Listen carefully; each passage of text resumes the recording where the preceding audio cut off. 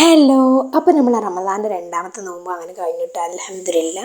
അപ്പോൾ എൻ്റെ റമദാൻ രണ്ടാമത്തെ നോമ്പിൻ്റെ വിശേഷങ്ങളാട്ടോ. പിന്നെ ആ റമദാനിൽ ഫസ്റ്റ് തുടങ്ങുന്നുണ്ട് ബത്തൊക്കെ മുറിച്ച് കളഞ്ഞിട്ട് നല്ല റെഡ് ബത്തൊക്കെ കാണുമ്പോൾ തന്നെ അതൊന്ന് മുറിച്ച് റെഡിയാക്കി.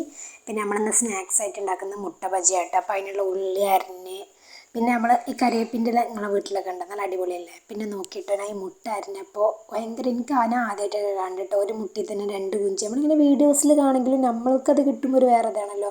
ഇതിങ്ങനെ നിങ്ങൾ കണ്ടോ, ഞാൻ സൂം ആക്കുന്നുണ്ട്, രണ്ട് കുഞ്ചിയൊക്കെ ഉണ്ട് കേട്ടോ. പിന്നെ അടുത്ത മുറിച്ചപ്പോൾ അതിലില്ല. അപ്പോൾ പിന്നെ നമ്മളതിൻ്റെ മസാല ഒക്കെ ഉണ്ടാക്കി ഫില്ലാക്കി നമ്മൾ ഇതിലേക്ക് തന്നെ കുഞ്ചിട്ടിട്ട് ഈ മസാലയൊക്കെ ഇട്ടുകൊണ്ട് അത് ഫില്ല് ചെയ്ത് കണ്ടിട്ടോ പൊരിക്കൽ.